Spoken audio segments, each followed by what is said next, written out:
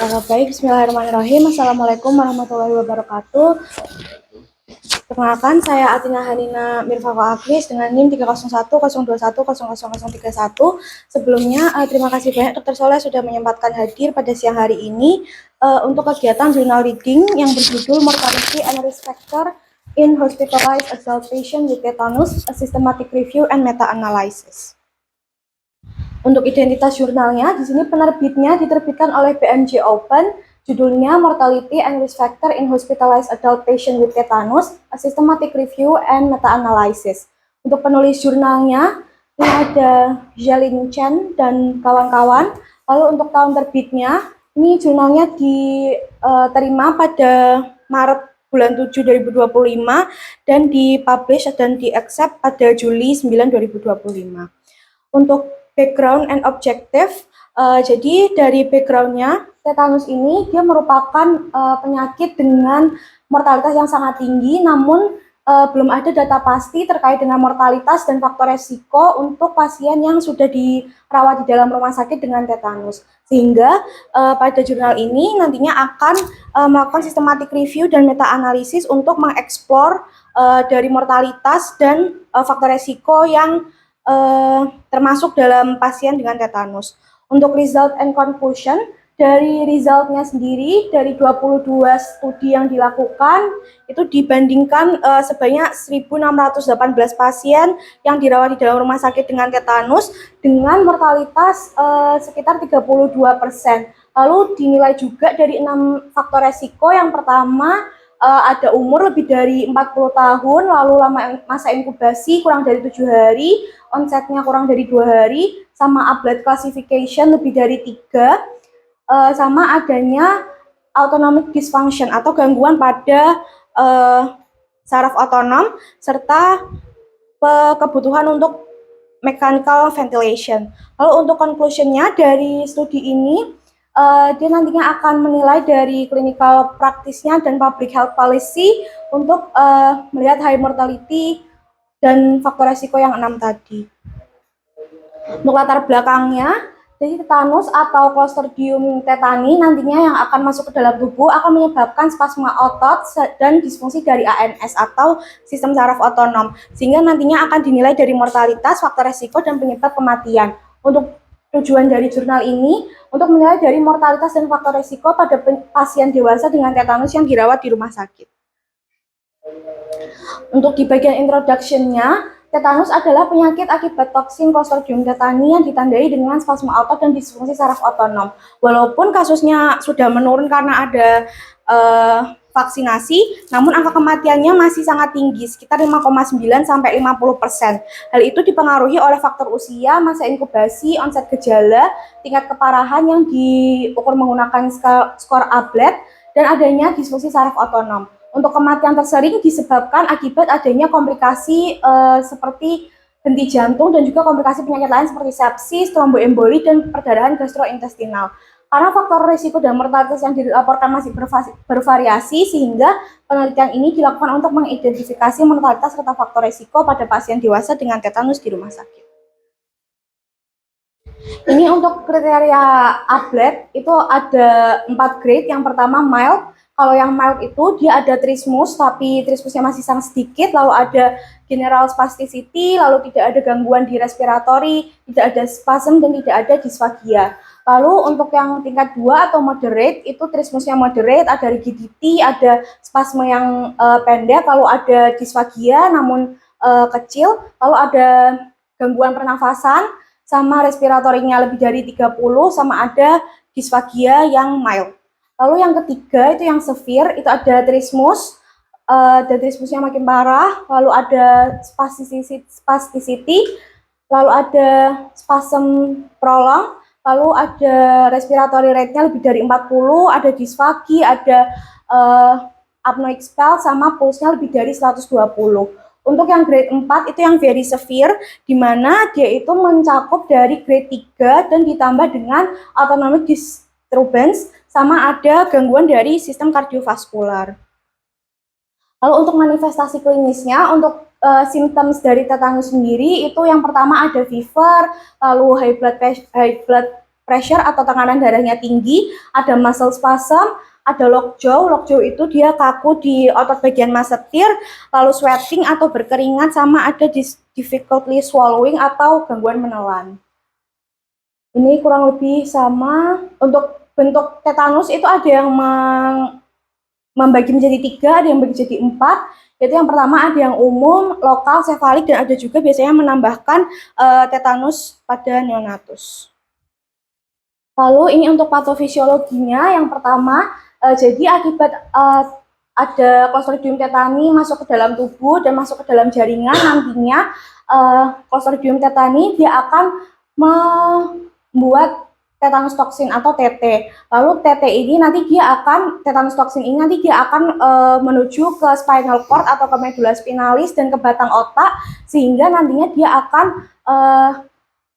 bersatu dengan reseptor sama memblok neurotransmission dan mengganggu sistem GABA. Lalu tetanus ini sendiri dia dibagi menjadi 4, ada yang sefalik, ada yang localized, generalized, sama neonatal. Kalau yang sefalik itu dia menyerang di saraf-saraf tepi, biasanya bisa kena di saraf 7, saraf 3, 4, 6, dan 12.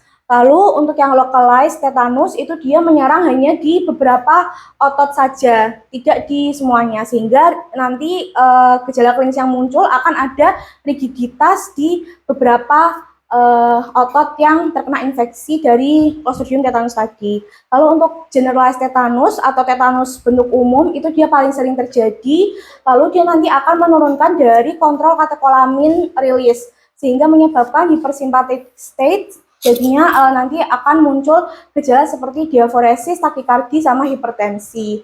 Lalu selain itu dia akan meningkatkan dari peningkatan resting motor neuron sama penurunan inhibisi refleks, sehingga nanti akan muncul gejala seperti pasiennya tampak seperti capek, lalu ada gagal nafas, sama ada gangguan di aspirasi. Lalu untuk neonatal tetanus itu dia bisa terjadi akibat adanya infeksi dari umbilical cord atau apa tuh namanya,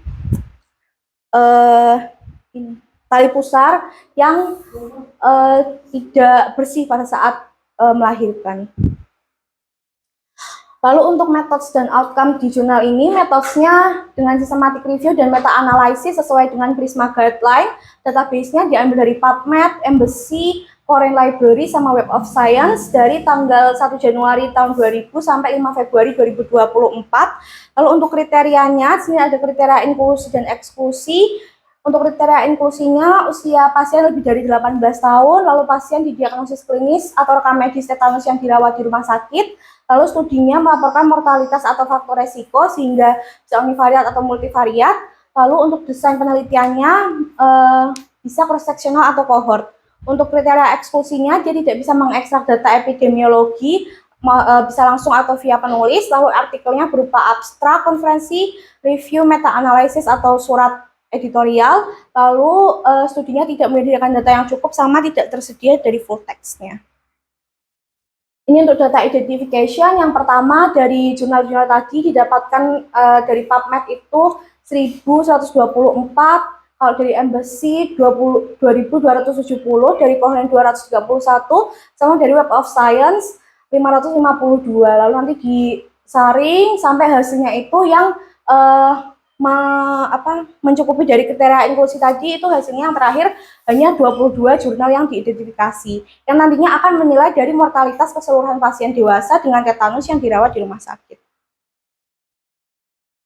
Untuk outcome-nya, dari primary outcome untuk menilai mortalitas, untuk secondary outcome-nya menilai dari faktor resiko mortalitas meliputi usia lebih dari 40 tahun, masa inkubasi lebih dari 7 hari, onset period kurang dari 2 hari, sama upgrade classification lebih dari 3. Untuk hasilnya, dari 22 studi pasien menunjukkan, dari 22 studi menunjukkan mortalitas tetanus dewasa itu sekitar 32%. Hal ini dia juga menimbang dari faktor resiko yang sudah disebutkan tadi. Lalu untuk di discussion-nya di sini dijelaskan dari limitation and strength dari jurnal ini. Untuk strength-nya analisisnya lengkap dengan subgroup dan meta regression, memberikan kerangka stratifikasi risiko untuk klinis dan kebijakan kesehatan. Lalu ini jurnal itu systematic review dan meta analysis, merupakan salah satu jurnal yang pertama tentang mortalitas dan faktor risiko tetanus dewasa. Untuk limitation dia hanya menggunakan 4 database sehingga ada risiko studinya bisa ada yang terlewat. Lalu dia gabungan dari univariat dan multivariat sehingga interpretasinya harus hati-hati, sama beberapa faktor resiko kurang diteliti dan lebih sedikit, sehingga hasilnya kurang kuat atau absolut.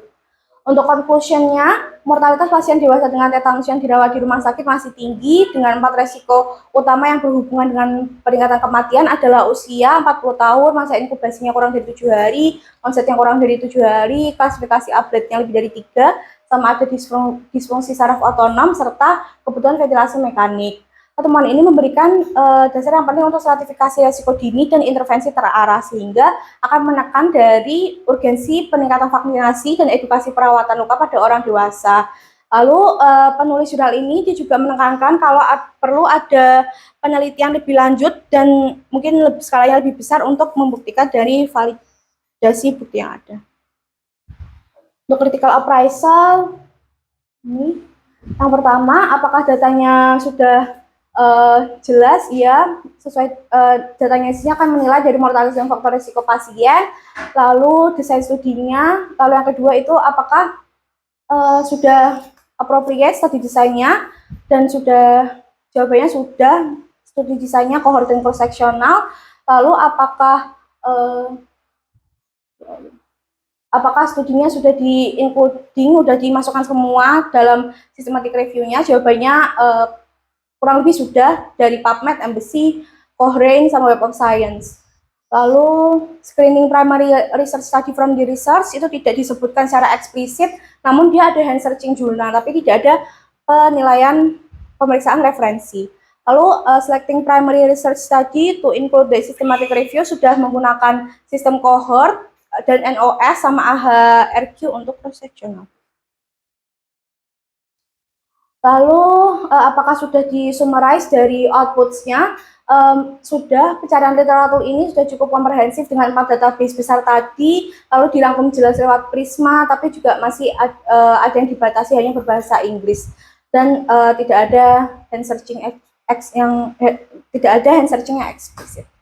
Lalu did the research access the validity or methodological rigor of the primary research study include systematic review?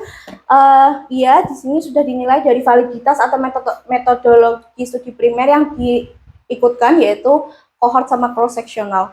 Lalu did the research extract and present information from the individual primary research study approximately secara transparan? Jawabannya iya, peneliti melakukan ekstraksi secara sistematis oleh 2 reviewer, namun diserahkan juga reviewer ketiga sehingga prosesnya transparan dan bisa minimalisasikan bias. Lalu untuk presentation of the data, dia sudah ditampilkan melalui Prisma flowchart. Lalu tidak analyze full result of the individual primary research, peneliti sudah melakukan full results secara tepat menggunakan random effect model dengan subgroup meta regression, sensitivity analysis, sama uji bias publikasi. Lalu untuk di subgroup analisisnya sudah dilakukan analisis subgroup, yaitu meliputi usia, jenis kelamin, riwayat vaksinasi, lokasi luka, onset, masa inkubasi, blood classification, disfungsi ANS, lalu kebutuhan ventilasi mekanik, dan lain-lain untuk mengeksplorasi dari variasi mortalitas. Untuk meta regression, dia juga sudah dilakukan untuk menilai kontribusi dan faktor risiko tertentu terhadap heterogenitas. Lalu, apakah limitation-nya di-report? Iya, di sini limitation sudah di-report karena hanya dengan 4 database, artikelnya semuanya menggunakan bahasa Inggris tanpa dengan kombinasi analisis univariat dan multivariat. Lalu untuk subgroup analisisnya sudah dilakukan, namun dia bisa dipengaruhi jumlah studi yang terbatas oleh beberapa variabel sehingga interpretasinya harus hati-hati. Untuk meta regression, dia tidak dapat sepenuhnya menjelaskan heterogenitas sehingga keterbatasan ini sudah dituliskan juga. Lalu untuk manfaat atau benefitnya bisa dipakai untuk stratifikasi risiko dini, peningkatan vaksinasi dewasa lebih dari 40 tahun, edukasi perawatan luka, serta memprioritaskan pasien dengan faktor risiko yang tinggi. Lalu untuk ada potensi tambahan, di sini perlu peningkatan cakupan vaksin dan melakukan edukasi pada masyarakat. Lalu apakah systematic review ini bisa diaplikasikan di lokal population kita? Hasilnya di sini relevan untuk konteks misalnya di Indonesia karena kasusnya masih ada. Lalu biasanya banyak juga pada kelompok yang lebih dari 40 tahun dan vaksinasinya masih rendah, lalu fasilitas rumah sakit juga terbatas apalagi di daerah-daerah terpencil. Lalu apakah bisa diterapkan? Jurnal ini bisa diterapkan jika teman memberikan nilai tambahan besar dan membantu mencegah kematian melalui vaksinasi tetanus dewasa, edukasi perawatan, serta penanganan pasien, dan untuk meminimalisir dari faktor-faktor risiko tadi. Lalu conclusionnya untuk systematic review ini dia valid dan relevan, menunjukkan mortalitas tetanus dewasa di rumah sakit masih tinggi sekitar kurang lebih 32% dengan 6 resiko utama tadi. Lalu meskipun ada keterbatasan, hasilnya tetap kuat dan dapat dipakai untuk evidence-based medicine, lalu terutama untuk stratifikasi resiko klinis, prioritas perawatan, serta penguatan vaksin dan edukasi untuk perawatan luka. Mungkin itu saja presentasi dari saya. Terima kasih banyak, dokter. Ya. Apakah ada pertanyaan? Terima kasih, Atina. Jurnal ini kan ingin mereview terutama angka mortalitas ya. Iya, angka mortalitas sebelum mungkin kita masuk ke pembahasan. Apa sih yang mungkin Atina ketahui tentang tetanus tadi itu? Tetanus itu dia disebabkan oleh bakteri Clostridium tetani yang nantinya dia akan merusak akan mengganggu dari sistem saraf otonom. Jadi dia itu nanti akan menghambat perilisan GABA, sedangkan GABA itu kan fungsinya untuk membantu transmitter atau dia sebagai neurotransmitter. Jadi kalau misalnya neurotransmitternya terganggu, maka dia juga bisa mengganggu di sistem saraf otonomnya, dokter.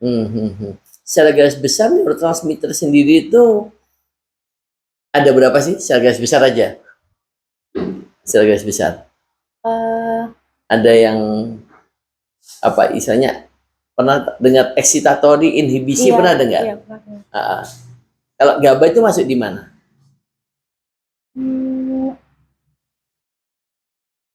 Nah, ini GABA itu masuk di yang excitatory. Nah, enggak. Inhibisi. Oh, yang inhibisi. Inhibisi. Kalau excitatory apa itu? Salah satu contohnya apa? Glutamat. Iya, glutamat. Berarti apa tetanus ini gimana? Sudah baca tentang apa? Patofisiologinya enggak? Oh, ini dokter. Ini yang paling penting. Ini coba jelasin lagi. Ini jelasin dari awal lagi. Kita ulangi lagi sedikit. Ini kalau perjalanan neurotransmitternya nggak begitu dijelaskan sih. Nggak apa-apa. Jadi dari tadi itu Clostridium tetaninya dulu. Clostridium tetani. Iya. Yang masuk ke dalam jaringan tubuh manusia, betul. Nantinya dia akan transform atau berubah menjadi vegetatif bakteri dan dia akan memproduksi dari tetanus toksin atau TT. Nanti tetanus toksin ini dia tuh nantinya akan transport dan akan masuk ke spinal cord sama ke brainstem, sehingga nanti dia akan berikatan dengan reseptor dan dia akan memblok neurotransmitter yang ada di membran protein yang bekerjasama dengan neuroaksitosis, sehingga nantinya dia akan menurunkan dari modulasi impuls dari motor cortex yang ada di anterior horn sama di autonomic neuron. Sudah dijelaskan, dokter. Terus kan itu kan diawali dari Clostridium tetani, ya kan, yang masuk, ya kan, ke tubuh manusia, terus dia apa memproduksi TT ya, memproduksi TT. Terus habis itu nanti dia akan masuk ke spinal cord ya khususnya ya, spinal cord ya. Terus akhirnya akan mengganggu saraf otonom ya. karena ngeblok dia tuh kan neurotransmitter apa tadi itu? GABA, Yang berfungsi untuk inhibisi. inhibisi. Berarti logikanya gimana kalau dia ngeblok GABA itu? Kalau dia ngeblok GABA, berarti ya dia ada gangguan, menyebabkan gangguan pada neurotransmitternya, dokter. Iya pasti, enggak. Pada klinisnya itu loh, klinisnya itu kan ada beberapa spasm. tuh. Spasm itu. Karena apa? Spasmnya kenapa kira-kira? Logikanya, spasmnya kenapa? Spasmnya kenapa? Itu kamu kan tuh tetanus ya kan? Disorder sistem nervous ya, nervous system ya. Tuh. Terjadi musculospasme kan dan rigiditas. Ya ada tetanus sefalik, ada tetanus localized, sama tetanus general. Kenapa kira-kira, Atina? Yang diganggu, yang diblok adalah GABA, yang inhibitor. Iya, Otomatis? Kalau inhibitornya diblok, itu kan harus balance kan? Iya, enggak. Jadi dia nggak bisa menyalurkan, dok. Maksudnya gimana yo? Ayo. Kan GABA itu kan neurotransmitter. Betul. Yang fungsinya glutamat kan juga neurotransmitter. Iya. Yang fungsinya untuk menyalurkan dari sistem saraf sampai ke. Berarti belum paham. Itu harusnya, itu namanya ada balance. Kita bisa bergerak, kita bisa menghentikan gerakan, itu karena balance. Ya kan? Iya. Kalau nggak balance, itu kan hampir sama kasusnya seperti layaknya kejang. Ya kan? Sudah pernah tahu mekanisme kejang itu. Karena tidak balance-nya neurotransmitter, baik itu yang inhibitor ataupun yang excitatory. Ya kan? Ini kan sama. Penjelasannya kan kurang lebih hampir sama. Yang neurotransmitter inhibitory di blok. Ya kan? Kalau blok berarti kan yang excitatorinya kan anu terus gitu loh, produksi terus. Akhirnya tadi itu terjadi disorders nervous system, ya kan? Ditandai dengan adanya spasme otot sama rigiditas. Paham kan? Iya, betul. Itu loh. Ya semuanya neurotransmitter, baik itu GABA ataupun glutamat. Hanya saja pada kasus-kasus tetanus ini yang diblok adalah yang GABA, yang inhibitor, yang GABA. Gitu loh, ya kan? Sehingga terjadi yaitu tetanus sefalik, tetanus localized, sama tetanus generalized. Kira-kira dari penjelasanmu ini, untuk penanganannya seperti apa? Sudah baca? Penanganan tetanus, dokter? Iya. Kalau dari obatnya bisa diberikan HITG atau human tetanus immunoglobulin. Lalu untuk antibiotiknya karena kan dia bakteri, dokter, bisa dikasih penicillin atau metronidazole. Untuk spasme ototnya bisa dikasih diazepam, dokter, karena diazepam itu cara kerjanya nanti akan meningkatkan GABA. Bisa dikasih diazepam, lalu bisa juga dikasih beta blocker atau magnesium sulfat. Nah, maksud saya gini, itu kan secara umum ya kan ya, yang tadi kita bahas itu Faiz ya. Kalau kita bicara penanganan itu kan berarti kita harus mengetahui patogenesisnya kan, atau patofisiologinya kan begitu ya.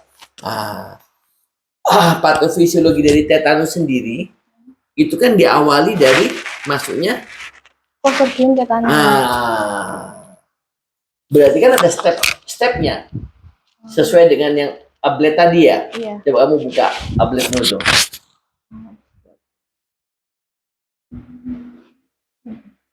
Itu kan ada stagingnya kan. Ablet ini kan ada staging 1, 2, 3, dan 4 kan begitu. Iya kan? Kalau 1 ini kan masih mild ya kan, 2 moderate, terus yang 3 severe, terus yang keempat very severe kan begitu. Berarti kan patogenesisnya itu kan diawali dari Clostridium tetani masuk ke dalam tubuh. ya kan? Setelah itu nanti dia akan membentuk TT, Iya. ya kan? Dari TT itu nanti dia menyerang khususnya di matchspan, ya kan? Atau ke otak ya. Dari matchspan itulah nanti klinis-klinisnya, di antaranya nanti ada trismus, terus general spastisitas kayak gitu ya kan ya. Tapi kan awalnya itu penanganannya adalah Vaksin. bukan, awalnya penanganannya kita bersihkan dulu lukanya dulu, ya kan. Itu ada tingkatan-tingkatannya loh, Adina, dalam hal penanganan itu, gitu loh. Intinya bagaimana kita meminimalisir jumlah Clostridium tetani dalam tubuh kita, ya kan? Kalau tidak kita cepat membunuh Clostridium tetani tadi, akhirnya dia berkoloni, jumlahnya akan lebih banyak, sehingga karena jumlahnya banyak, akhirnya dia juga banyak dalam memproduksi TT-nya, kan kewalahan antibodi kita. Makanya di situ diberikan human tetanus iya, enggak, antibiotik dulu ya, antibiotik selain anti human tetanus tadi gitu loh. Iya. Karena di situ untuk membunuh kuman-kumannya juga gitu loh. Itu berarti selain anti human tetanus juga diberi antibiotik metro ataupun penisilin gitu ya. Iya. Tuh. Tadi kan di situ dikatakan bahwa jumlah kejadiannya sudah mulai menurun, iya. Tetapi angka mortalitasnya masih tinggi. Kenapa di situ sempat dibahas enggak? Kalau teorinya enggak dokter, cuman di sini cuma menilai itu aja, di perawatan di rumah sakit. Perawatan di rumah sakit ya. Sama dinilai dari faktor resiko itu tadi dokter. Di faktor resiko ini itu tuh apakah memperparah dari mortalitasnya atau tidak? Kurang lebih ya. Sebenarnya kan ini hampir sama seperti teori-teori imunitas ya kan ya. Imunitas. Makanya kamu tahu nggak antibodi itu ada berapa, Atina? Antibodi. IgE, IgG. Bukan itu, secara garis besar aja. Antibodi. Oh, ada bawaan sama adaptif. Apa? Sistem imun bawaan sama sistem imun adaptif. Apa pengertiannya betul? Sistem imun bawaan itu berarti kan yang sudah ada. Yeah. Kalau adaptif itu bisa dari vaksin, dari infeksi sebelumnya. Kalau bawaan itu kan biasanya dari orang tua ya kadang ya. Kalau yang kedua itu, coba jelasin ke saya. Yang kedua tadi, yang adaptif bawaan. Itu. Bukan, yang adaptif ya. Yang kedua tadi apa? Yang adaptif. Ya, itu ada dua lagi toh. Ya. Apa sebutkan tuh? Tadi aku udah sebutkan tuh. Vaksin sama vaksin infeksi sama? Lama. Iya. Coba jelasin sedikit lah. Jelasin sedikit gimana mekanismenya antibodi itu. Enak loh kok kita belajar itu sebenarnya. Kalau setahu saya tuh kalau antibodi itu jadi kalau misalnya ada bakteri masuk ke tubuh kita, kalau saya udah ada antibodinya, nanti itu gejalanya tidak akan separah infeksi pertama. Betul. Itu namanya acquired ya, nggak salah itu ya, yang acquired ya. Misalnya kan makanya kenapa kita juga membutuhkan antibodi secara alami, karena tadi itu kalau sudah ada antibodi itu dia sudah bisa mengenal gitu loh, kan sama seperti tahu kan tugas dari antibodi itu sama seperti lainnya fungsi dari pertahanan dan keamanan kita kan ya, dia bisa mengenal oh ini musuh kan begitu kan. Kalau yang tadi yang apa namanya eh Bawaan. dengan bukan bawaan, dapatan tadi dengan vaksin itu gimana anunya, teorinya, coba Atina tahu nggak, tahu kamu? Kurang lebih sama nggak sih dokter? Gimana gimana? Kalau vaksin kan dia sudah ada antibodinya. Apa? Vaksin itu kan biasanya sudah ada antibodinya. Ada nggak Faiz, masa vaksin ada antibody? Apa Ayo itu? ingat nggak teori Bukan antibody namanya. apa? Ayo. Apa ya? Kalau vaksin itu sebenarnya apa sih? Antigen Ya, antigen yang dilemahkan. Sebenarnya begini loh. Coba kamu baca lagi ya. Itu antigen yang dilemahkan sehingga dimasukkan ke dalam tubuh, ya kan? Tujuannya apa? Biar tubuh itu memproduksi antibody, biar mengenal, gitu loh, paham maksudnya kan? Ya. Gitu loh, kan antigennya dilemahkan vaksin itu, ya kan? Sehingga apa? Sehingga nanti tubuh itu sudah bisa mengenal kalau misalnya model virus apa misalnya kayak tetanus itu seperti apa, sehingga kalau misalnya dia kena, taruhlah paku atau apa, dia sudah bisa langsung memproduksi antibodi sendiri gitu loh, tidak perlu apa namanya, ya mohon maaf, tidak sampai terjadi keparahan. Makanya kan tadi di sini dikatakan kejadiannya sedikit, ya kan, sudah sedikit, tapi angka kematiannya meningkat. Yang mati itu mungkin yang tidak vaksin itu. Konklusinya apa dari jurnal murid ini? Konklusinya itu untuk angka mortalitasnya masih tinggi, ditambah dengan faktor resiko 6 tadi yang ada update classification, usia, lalu onsetnya mendadak, sama apa tadi ya? Lebih dari onsetnya mendadak, masa inkubasinya kurang dari 7 hari, itu. Sehingga terjadi peningkatan mortalitas. Oke, sebagai closing, apa yang ingin kamu sampaikan dari jurnalmu ini kira-kira? Kalau dilihat dari jurnal saya itu kan mortalitasnya masih sangat tinggi, dokter. Walaupun insidennya menurun, tapi mortalitasnya tinggi, maka mungkin dari masyarakat juga harus tambah pengetahuan terkait dengan vaksin tetanus. Itu bagus, terima kasih Adina. Ya, udah. Terima kasih ya. Assalamualaikum warahmatullahi wabarakatuh. Pak Isya. Nanti dibaca-baca lagi ya tentang kita. Bagus itu. Ini sudah ada. Kasih anak Pak Isya.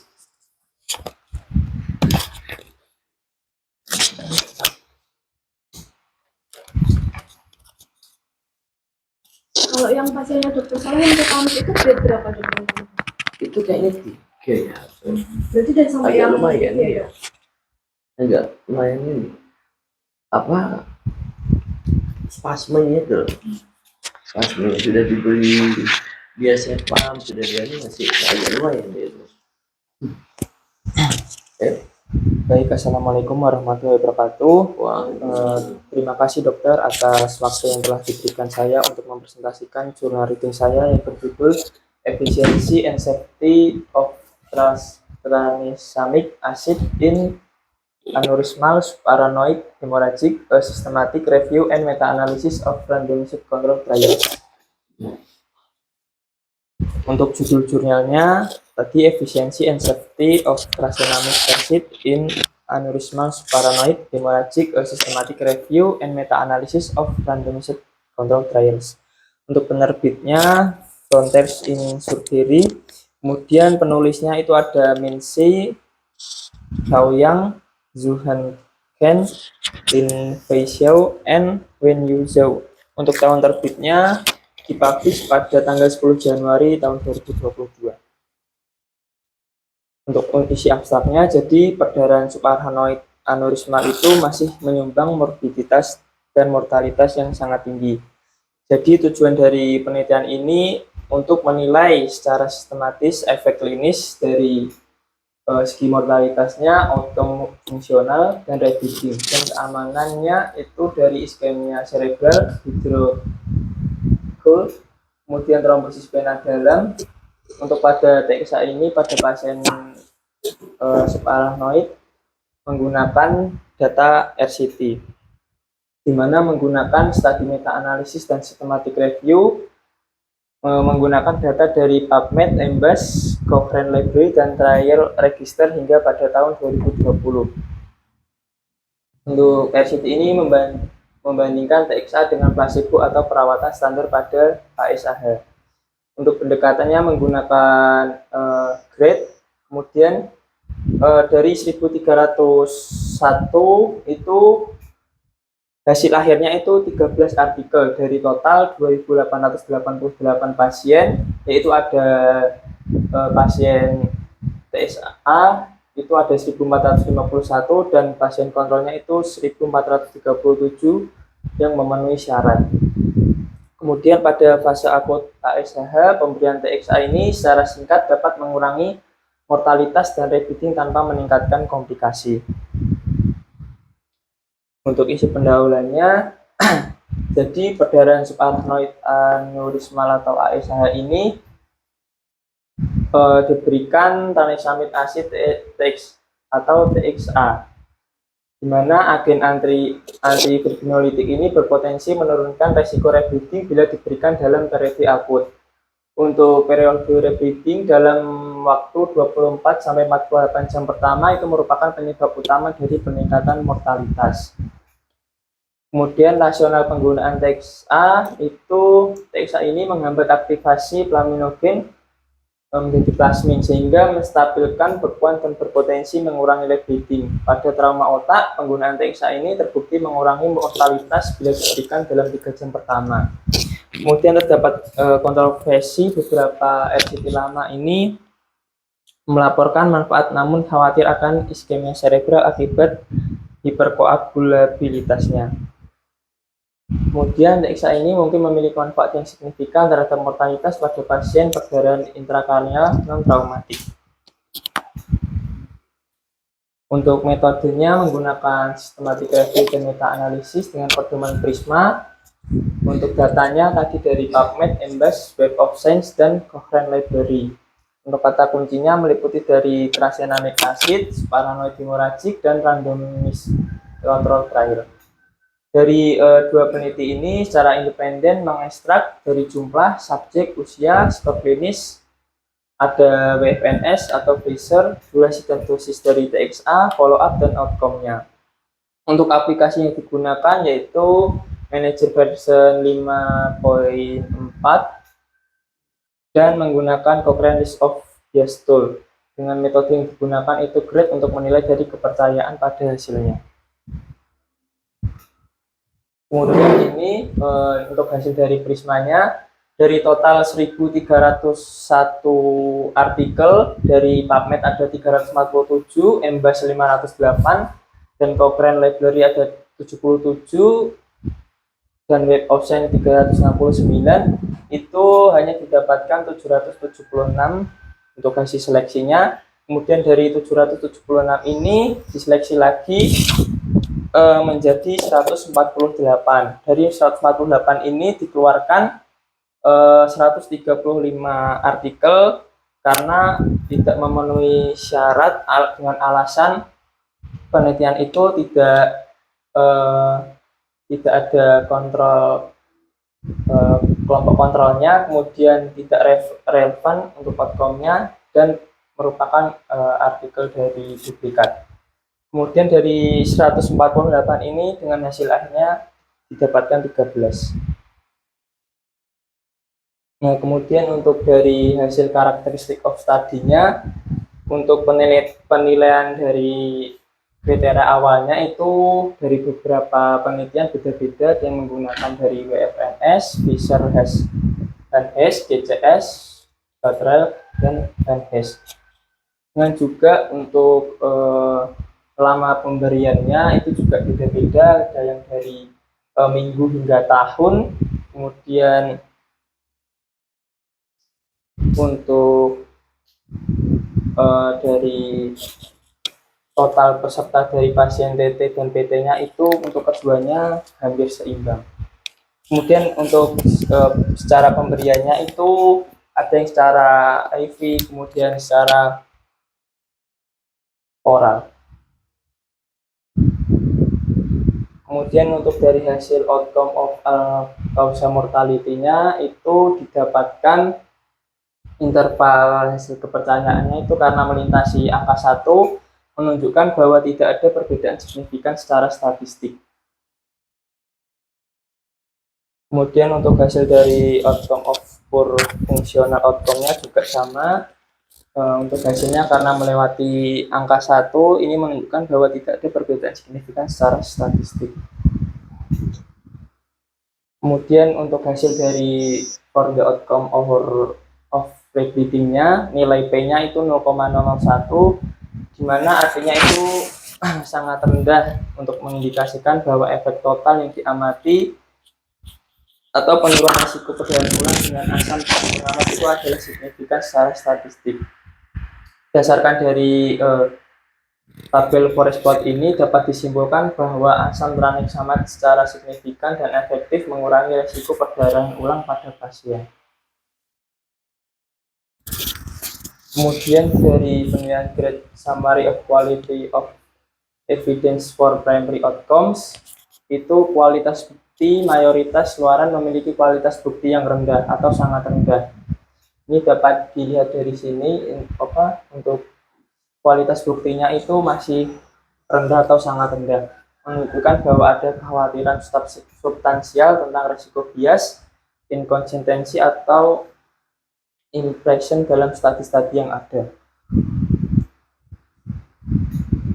Kemudian untuk discussion-nya, efek pada repeating pada studi meta-analisis menunjukkan bahwa TXA dapat mengurangi risiko repeating atau perjalanan ulang pada pasien SAH. Ini konsisten dengan studi sebelumnya yang mengidentifikasi repeating sebagai komplikasi awal. Kemudian tanpa efek pada mortalitas atau hasil umum, TXA ini tidak menunjukkan efek yang signifikan pada mortalitas atau angka kematian atau hasil klinis secara keseluruhan. Untuk keamanan dari TXA sendiri, tampaknya tidak meningkatkan kejadian efek samping termasuk iskemia cerebral atau kurangnya aliran darah ke otak. Kemudian untuk keseimbangan resiko dan manfaatnya, meskipun TXA efektif untuk mengurangi repeating, namun gagal memperbaiki hasil klinis secara keseluruhan. Artinya keseimbangan dan resiko manfaat ini perlu dipertimbangkan dan keputusan klinis harus disesuaikan dengan kondisi pasiennya. Kemudian pentingnya intervensi dini dan komplikasi lain dapat ditekankan bahwa repeating sering terjadi sangat awal setelah perdarahan awal. Oleh karena itu, intervensi bedah saja tidak cukup untuk mencegah semua episode repeating. Ada rekomendasi untuk mempertimbangkan pemberian TXA jangka pendek. Kemudian untuk limitation-nya, adanya heterogenitas klinis, misalnya ada keparahan perdarahan, volume hematom, komorbiditas, dan metodologisnya, misalnya kurangnya bleeding dan alokasi tersamar. Di antara studi yang disertakan selain itu, ada regimen pemberian TXA tidak seragam di antara studi yang lainnya. Kemudian untuk conclusion-nya, TXA ini ketika diberikan secara singkat pada fase akut SAH secara signifikan mengurangi mortalitas dan repeating tanpa meningkatkan risiko iskemia cerebral, hidrogel atau trombosis vena dalam data yang tersedia. Kemudian bukti untuk perbaikan outcome fungsional dan keamanan jangka panjangnya masih lemah. Keputusan klinis harus mempertimbangkan resiko koagulasi pada pasien dengan faktor risiko trombosis. Kemudian untuk critical appraisal-nya, apakah studi desain dasar ini sesuai untuk systematic review? Yaitu alasannya ya. Kemudian apakah desain studi yang dicari itu sesuai? Ya, alasannya peneliti menelusuri berbagai RCT dan studi relevan untuk menjawab pertanyaan penelitian. Kemudian apakah systematic review dilakukan dengan metodologi yang baik? Jawabannya ya. Kemudian apakah kualitas atau validitas studi primer yang dinilai? Jawabannya ya, karena peneliti menilai resiko base dan kualitas metodologi tiap studi yang dimasukkan.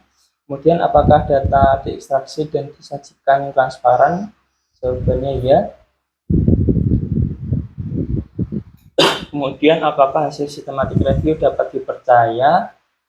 Ya, karena peneliti menggunakan metode meta-analisis, yaitu ada Pressplot sesuai standar. Kemudian apakah keterbatasan penelitian ini dilaporkan? Ya, dilaporkan. Tapi kemudian apakah manfaat lebih besar daripada resiko? Jawabannya ya. Kemudian apakah hasil systematic review relevan secara lokal? Jawabannya iya, karena studi ini melibatkan populasi yang mirip dengan kondisi klinis di berbagai negara. Kemudian apakah implementasi hasil memberi nilai tambah? Jawabannya iya. Kemudian untuk applicability-nya, apakah hasil penelitian mampu laksana untuk pasien atau populasi yang dihadapi, atau tingkat kemampu laksana hasil penelitian dengan mempertimbangkan transportability, kondisi pasien, dokter, pelayanan kesehatan, ekonomi, sosial, budaya, dan agama. Jawabannya ya. Mungkin itu dokter. Ya, oke. Terima kasih Pak Is. Yang ingin saya tanyakan, jurnalmu ini kan tentang SAH ya. Seperti biasanya sebelum kita masuk ke jurnalmu, SAH itu apa sih? SAH itu sendiri perdarahan yang terjadi di ruang subarachnoid. Ruang subarachnoid ya. Secara garis besar, struk perdarahan itu ada berapa? Secara garis besar. Nah, struk ada dua, ya kan? Penyumbatan sama perdarahan. Kalau perdarahan itu apa? Struk perdarahan berarti apa itu? Artinya apa berarti? Ada apa? Ada perdarahan. Adanya pecahnya pembuluh darah, ya kan ya. Secara garis besar ada berapa coba yang ada di apa otak atau kepala? Ada berapa perdarahan? Dua. Apa aja? Karena trauma. Ya. Dan non trauma. Ya, oke. Yang trauma itu biasanya apa? Karena mungkin terbentur kepala. Betul. Apa perdarahannya namanya apa? Yang paling banyak kalau trauma itu? Ayo. Hah? Apa? Apa yang paling sering apa? Kalau dia apa namanya jatuh, bisa terbentur di. Secara garis besar aja, Tina. Ya terbentur di kepala lah ya. Apa? Berarti bisa di. Namanya apa? Bisa. Jarang. Ya kalau udah parah sekali bener. Tapi yang sering kan terbentur itu apa? Perdarahannya apa namanya? Saya sudah pernah. Kalau di bedah itu ada namanya. Perdarahan apa itu? Hah? Itu SDH. Iya, iya kan? Itu kan sering kan? Itu kan harus segera itu lakukan apa tuh? Kraniotomi. Itu kalau enggak dia akan menekan. Ya, itu SDH. Saya yang non trauma itu trauma ya. Yang paling banyak SDH kan. Jadi bilang sambil ya beda. Ini kita kan bicara secara umum aja kan SDH. Saya non trauma Faiz. Apa non trauma? Non trauma mungkin bisa disebabkan karena ruptur aneurisma, dokter. Enggak, saya mau tanya secara garis besar dulu aja sebelum masuk ke pembahasan. Tadi kan saya tanya stroke itu ada penyumbatan, ada perdarahan. Perdarahan kamu jelaskan ada yang traumatik, non traumatik, ya kan? Yang non trauma apa aja? Sesuai dengan lokasinya aja, seperti kamu tadi jelaskan itu lokasinya dari sesuai lapisan-lapisannya.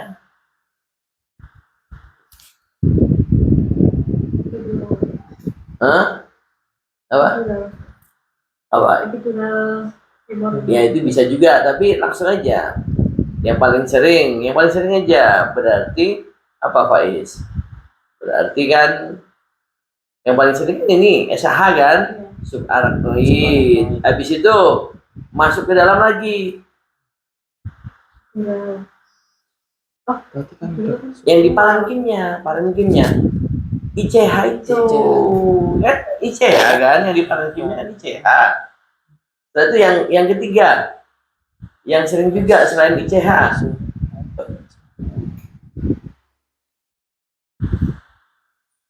Kan kalau ICH itu yang parenkim kan, intracerebral hemorrhage.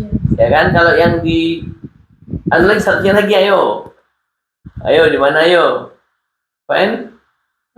Ventricle, IVH. Iya. Ya, bener nggak, Atina? Ayo. Iya, itu yang kamu kan sudah bagi tadi. Yang traumatik, non traumatik, ya kan? Traumatik yang paling banyak apa? SDH. Ya kan, yang non traumatik ya tadi itu mulai SAH, ICH sama IVH gitu. Ya. Paham ya? Itu sebenarnya perdarahan ya. Nah, sekarang kita bahas sekarang case jurnalmu ini, Faiz. Jurnalmu ini perdarahannya di subarachnoid ya. Berarti ada perdarahan di subarachnoid kan? Yang paling banyak karena apa? Ini kasusmu ini apa judulnya apa judulnya coba? Judulnya. Itu yang paling banyak apa tuh? Itu tuh. Depannya subarachnoid apa tuh? Aneurisma. Apa sih aneurisma itu? Lemahnya dinding pembuluh darah sehingga menyebabkan menggelembung, seperti menggelembung gitu, dokter. Iya, seperti menggelembung. Itu. Sehingga mudah apa? Pecah. Mudah ruptur. Iya, gitu loh. Menggelembung sehingga mudah ruptur, aneurisma. Sebenarnya kalau dia tidak ada klinis, ya udah dibiarkan saja gitu loh. Kalau ada klinis, biasanya baru kita tangani gitu loh. Kalau pada kasus aneurisma subarachnoid hemorrhage ini, biasanya kita lakukan tindakan intervensi. Kan bentuknya tuh kayak bulat gini kan ya, biar nggak pecah kita kasih namanya coiling gitu loh. Itu nanti endovaskuler, kita masukkan coiling ke dalam aneurismanya itu, Faiz, biar nggak pecah. Nah, pada jurnalmu ini membahas tentang efikasi dan safety pemberian asam tranexamat ya. Itu kayak gimana sih patofisiologinya pemberian asam tranexamat?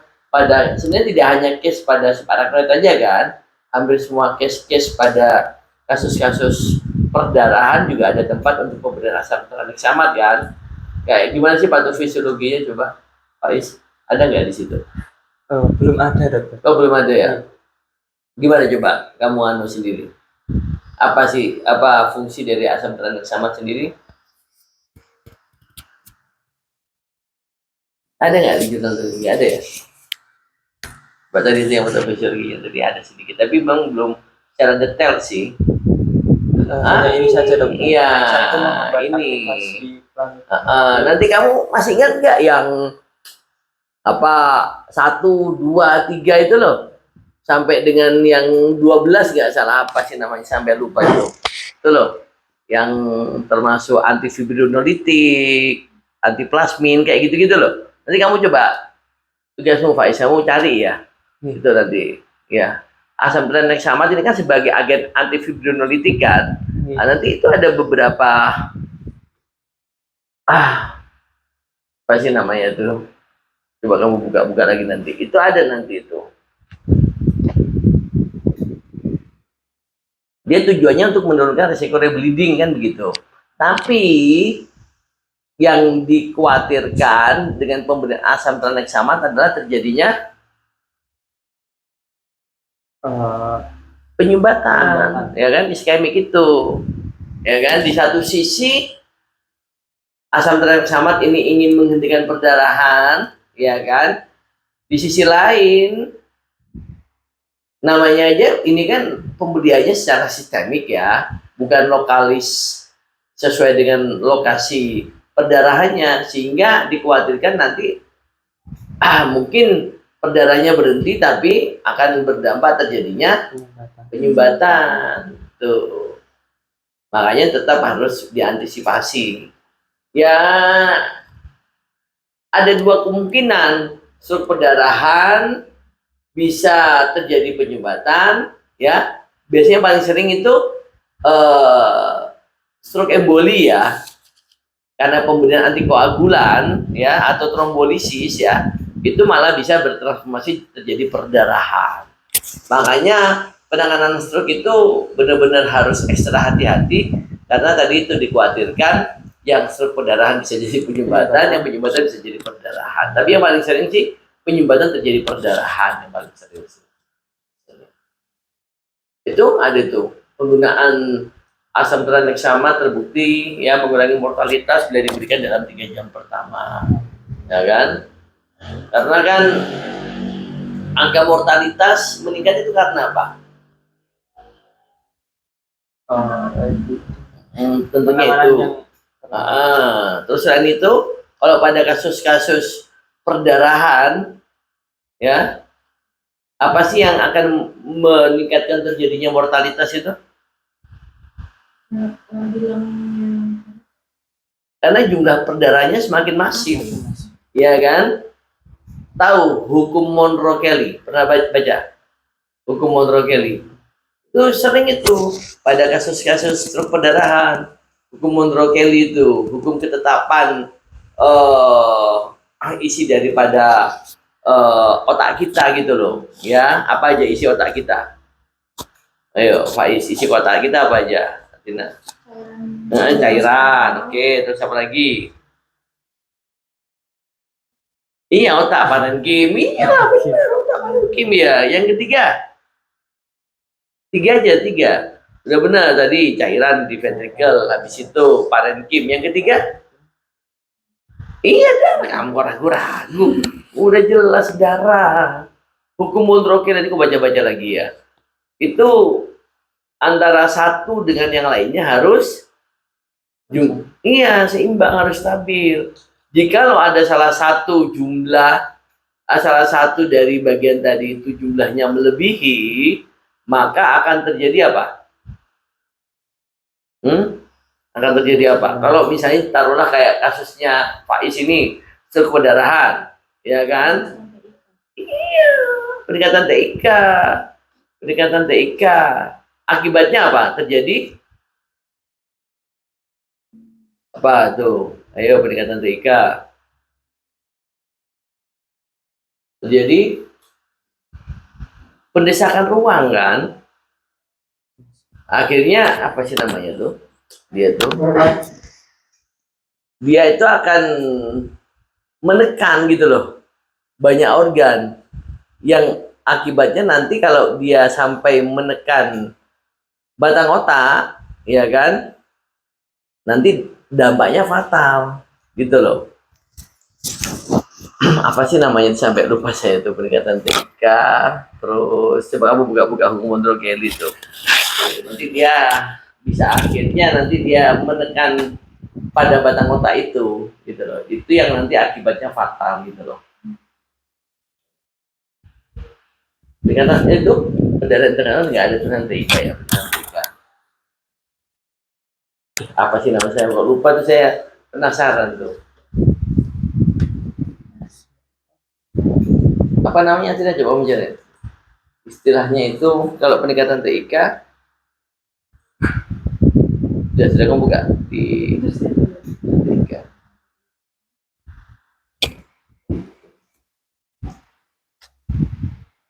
Kalau udah dapat jawabannya tuh seneng nanti kita tuh. Ya itu Cushing syndrome. Cushing syndrome. Bukan, ada istilahnya itu. Nanti aja tuh. Lagi ya.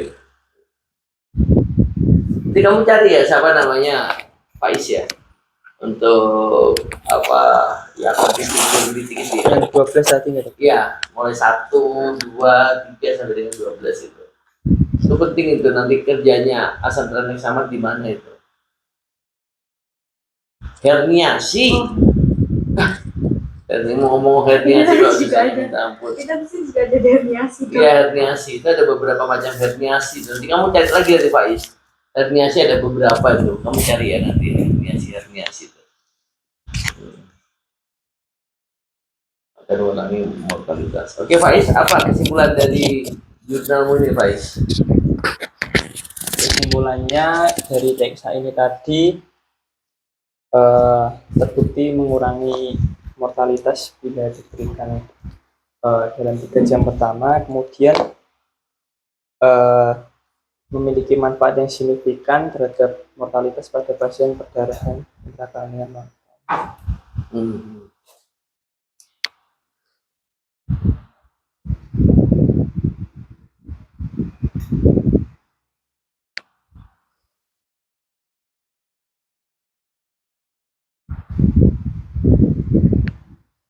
Berarti bagus ya pemberian asal selamat ya. Populasi. Oke, tutup Faiz. Baik, terima kasih dokter. Sekian presentasi dari saya. Wassalamualaikum warahmatullahi wabarakatuh. Waalaikumsalam.